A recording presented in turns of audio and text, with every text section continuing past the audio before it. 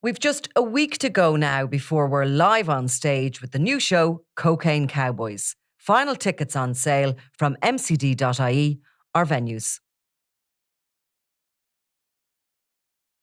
We're broadcasting today, Monday, and this guy, Larry McCarthy, is due for sentencing, but it's for something which feels like such a fall from, if you'd call it, grace for him. When you think about it, it happened, like he's charged in connection with the attempted murder of Christy Keane back in 2015. And that was kind of the last, I suppose, really obvious feud, violence that dogged Limerick all through the 2000s. And this is very much, it seems to have been the sting in the tail. He was shot 4 times outside the University of Limerick, and was lucky to escape. His fitness kind of pretty much helped him as he sprinted away. Bit of a viper. And got back to full fitness. I remember we photographed him, I think, within about 4 or 5 weeks after it, back at home, coming out of home, and he was walking fine. There wasn't a problem, despite all the exaggerated rumours at the time that his various body parts had been left at the scene and so on. And none of that turned out to be true. But so I mean, Larry McCarthy was charged in connection with this, and it's to do with making a car available to people who carried out the shooting, like the people who actually pulled the trigger or carried out the shooting, or those believed to have actually ordered it aren't on trial for that. Yeah. So there was one other man already. Well, there was 2 other sentences, but one of them, Noel Price, got 6.5 years. And again, it was a similar charge, it was making a car available to the people involved in the shooting. Serious sort of a trusted role, though. Nonetheless, yeah, of course, very senior player. Yeah. And when you think about it, like, I mean, it is an attempt on the life of one of the top dogs. What might have come from that, has to be taken into account, I think, as well.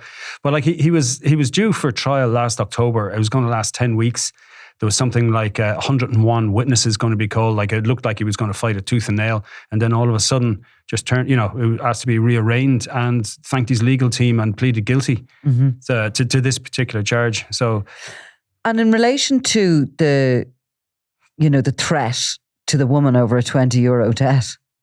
Oh, this is a separate thing. This is Larry Toohey. So you had. This is a separate one. So I'm mixed up now. So many Larrys. Sorry. Yeah, this is a cousin Larry Toohey. Okay. And we ran a story this week about young Larry Toohey when Red Larry McCarthy got out of jail in the UK. Now, he missed most of the underworld feuding in Limerick at the time because he was safely locked up in the UK, where he'd been caught on weapons charges, literally red-handed in what was a flat that was described as a supermarket for guns. So he got out in about 2011, and at the time we reported, shortly after that, we reported how his first cousin, also called Larry McCarthy, had a son called Larry Toohey. Oh, for God's sake. And Larry, no one could blame me then. Young Larry, well, not at all, no, of course not, But we do need to get it right. Don't want to be mixing your Larrys. No one could blame me except the lawyers. Yes, afterwards. But anyway, look, Larry Toohey was supposedly this young protege, this young gun, and there was a picture of him that we had I think it's up online on the SundayWorld.com if anyone wants to look. And it looks like the two of them outside Clover Hill posing for a pic together. I'm not sure who they were visiting or whether someone got out at that stage. But, he was coming up in kind of unprintable stories about having, been involved in various things. But there wasn't a whole lot about him, to be honest. A couple of years after that, then there was kind of a fairly nasty fight on just on a busy street just off O'Connell Street in Limerick. And he was seen in that video kind of not necessarily throwing any punches, but, egging people on, or it was certainly people he was with, and there was no attempt to kind of stop this violence going on in front of, just ordinary people going about their daily business, going shopping, people with kids and, traffic trying to get through this melee that was happening. And he had a couple of other minor bits and pieces over the years, but then this week, last week, he got a serious enough jail sentence, and it was over $5,000 worth of cocaine, and that was found in the house he was staying in at the time. And he was actually on bail then separately for making threats to a woman in which he put a huge kitchen knife to her throat, and was all over a €20 debt. So much for being the Gangland protege. Like, he's pretty much. That is, the sort of stuff that you hear. But you see, that I suppose €20, it's more about the debt, isn't it, rather than the value of it. And it's a message that's been sent to people that there is no credit with these gangs whatsoever. I think so. And I think in his case as well, certainly, I mean, what his lawyer was putting forward in Limerick Circuit Court recently was that, look, at this point in his life, he was living a very chaotic life. He was addicted to drugs. He was moving from place to place, and it sounded like, he was painting the image of, a kind of a violent, a violent, albeit a helpless kind of victim of drug use, or whether or not it was a matter of him being high in his own supply. But it was put forward in court in mitigation that the $5,000 worth of cocaine found in his house was actually, he was holding on to it for someone to pay off a debt. The usual story that we all hear. So it's either way, it's a fall from grace for a guy that was, somehow seen as the anointed kind of senior figure in the gang. And that's something that would have happened to Red Larry himself. It was famously the story that his grandfather on his deathbed basically singled out Red Larry, his grandson, a very young man at the time, as going to be the next head of the clan when he passed away. And what was it about him that, was he the oldest? No, I think he was seen as the most capable, or the person who was going forward was going to be, they'd spotted something in him. I mean, there was another person that we can't mention at the minute. A member of the same wider clan, and we did stories about him from the age of 10 and 11. That there was people talking about in almost in awe and also in terror of this kind of prepossessed then 12-year-old who has been taken on serious criminal jobs and been shown all the tricks of the trade, and was able to instill fear and respect at that age that was uncanny, and had people almost assigning mythical sort of magical status to him, that the future of the clan is in great hands because we have the Messi of the criminal underworld. So is that kind of a particular traveller thing, part of the culture to see, I suppose, those sort of mythical things that would have been believed back in the day, the Seven Sons and the various other myths? I wouldn't think so. It looks like it's just particular to this particular clan, and sometimes there can be a bit of myth making deliberately to try and build up someone's reputation before they need to sort of really prove themselves. So it's a question of I don't know, like the gorillas fluffing up their hair before they fight to make themselves look bigger. Yeah. So there was a bit of that, So yeah. So it seems that Limerick mobs and all of them are constantly in the news because there's constant charges being brought against all of them. Many of them leading to convictions. Many of them, are pleading guilty. So they're going straight into the prison system.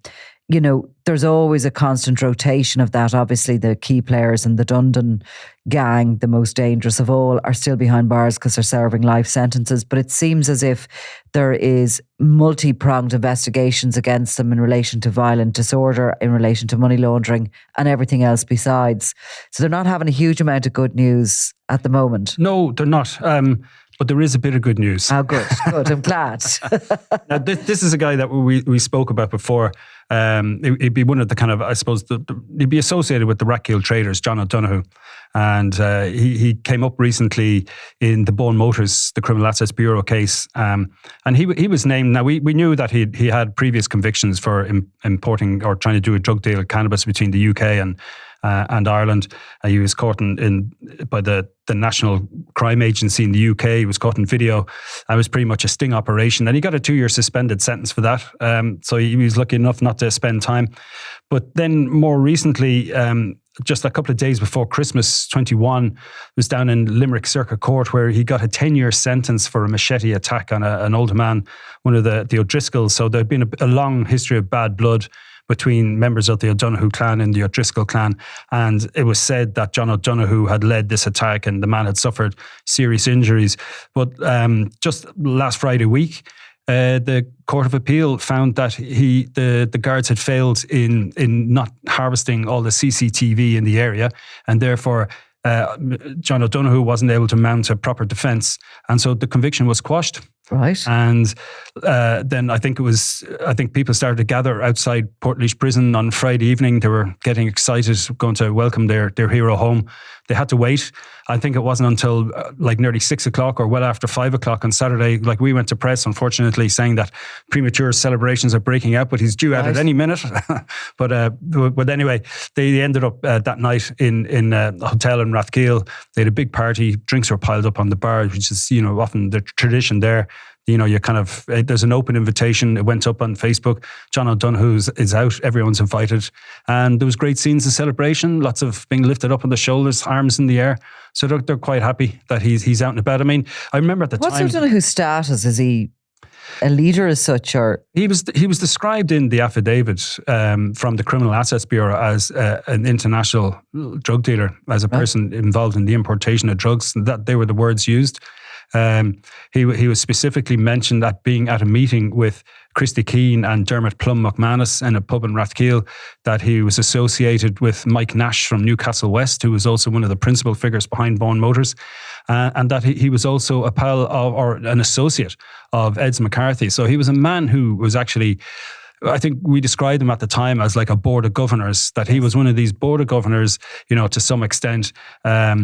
He was able to straddle both sides of the so-called divide between the feuding sides. So, I mean, on one hand, he's at a meeting with Christy Keane, and on the other hand, then he's been described by the Criminal Assets Bureau as an associate of Ed's McCarthy.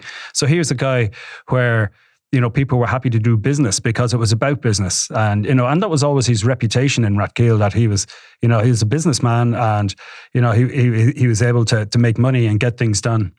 And Rathkeale is like much more associated with the kind of the roving gangs who were involved in the tarmac industry and various other scams. And of course, the Dead Zoo gang. The Dead Zoo gang, the rhino horns, and all those kind of much more intriguing crimes, really, than the basic drug dealing. But obviously that is embedded there too. Yeah, I mean, there's a couple of individuals, and and then by extension, members of their families, their wider families are involved in crime. I mean, it's absolutely by no means are all travellers from Rathkeale involved in crime, and some of them do actually have legitimate businesses, and and they're still able to embrace the aspirational traveller lifestyle of being on the road and making a few quid, and they're doing it legitimately. They're able to, there's plenty of ways.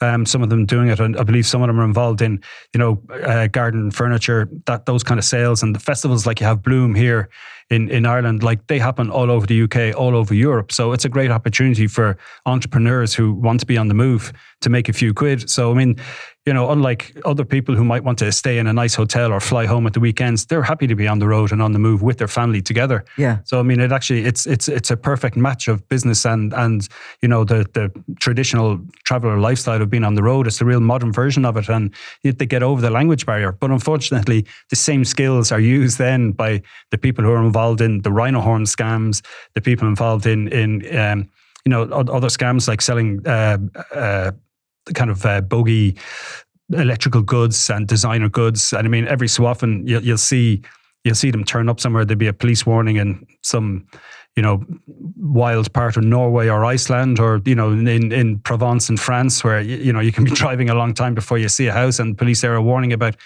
British or Irish people with English and Irish reg vans and strong accents, trying to sell tarmac to cover people's driveways, So and we've seen them everywhere over the years. I mean, we've spoken about this before. The guys in Australia, they've put up videos of themselves in places like Colombia and South Africa doing tarmacking. As regards to CCTV in this case, is there kind of warnings there for other, this is all about the preservation of the CCTV, and I think it was Justice Tara Burns, who's now in the appeals court, who would have been on the special criminal court in the Regency trial. It was the first time there was an all-female. There's a 3-judge all-female panel in the Court of Appeal in this case, and I believe it was the first time that there was an all-female panel.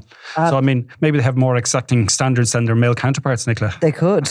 But Justice Burns says it was the established duty of Gardaí to seek out and preserve CCTV, and quote, "It seems to us that there were significant failings regarding the investigation into CCTV in this case, and that a realistic prospect of a defence existed in relation to this missing CCTV." So this is all around the preservation of it and perhaps the collation of it.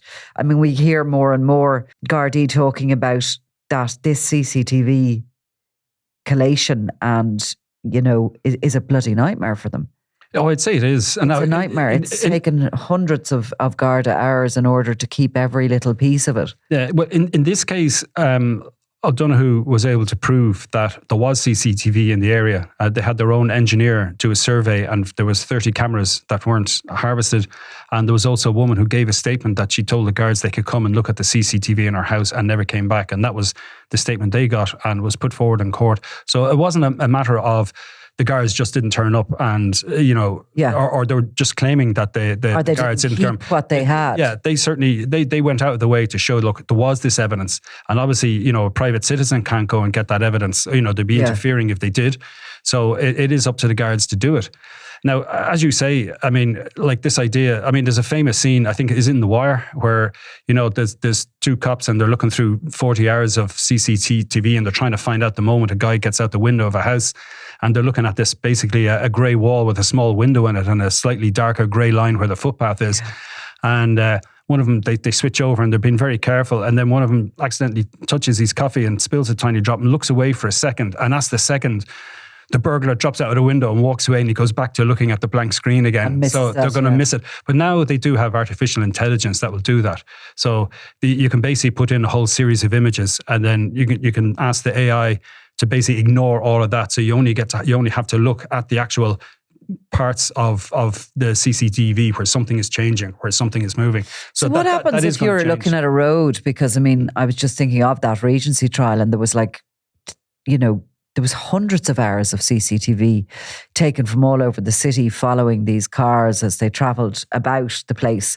In a situation like that where you have a road and you're watching and you're just waiting for the car, does that AMPR kick in there with? Yeah, I mean, of course it would. Yeah, you'd program in your reg or the partial regs that you're looking for.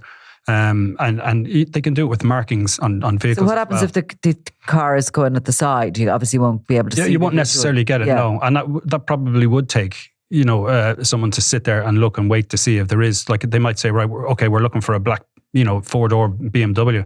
So somebody's going to have to kind of sit through when they think the black BMW went past that area. Yeah. But I mean, the ANPR is, do you remember, like, it's not just the guards that used it, that there was, if you remember, there was talk at the time that certain people in Crumlin linked to the Burn Gang, if any of our photographers' cars drove by, that's it. They already had the reg. And I'm sure they were doing the same with Garda cars and undercover cars. They would have been collecting them. And so I don't believe that's legal though for a householder, is it? No, I wouldn't think so. But I know it was, but what I was reading. It's viable. What I was reading was about the Dublin riots and to get through them. And that's such a complex investigation, obviously, but that the Gardaí have to go through 6,000 hours of CCTV as part of their investigation into the Dublin riots.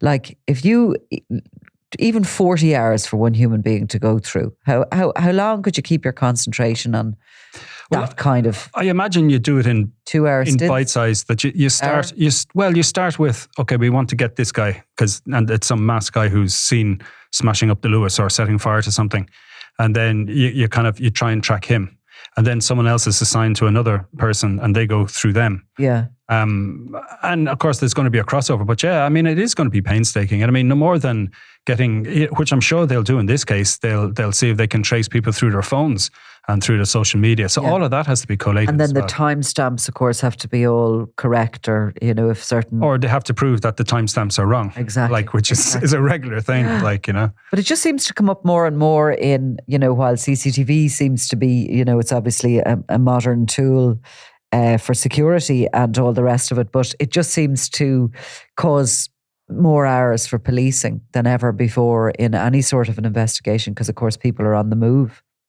But so I just wonder now, will Mr. Donoghue's appeal cause further reflection for the Gardaí? Well, it's certainly, I'm sure other people are going to be looking at it, if they have a possible appeal coming up.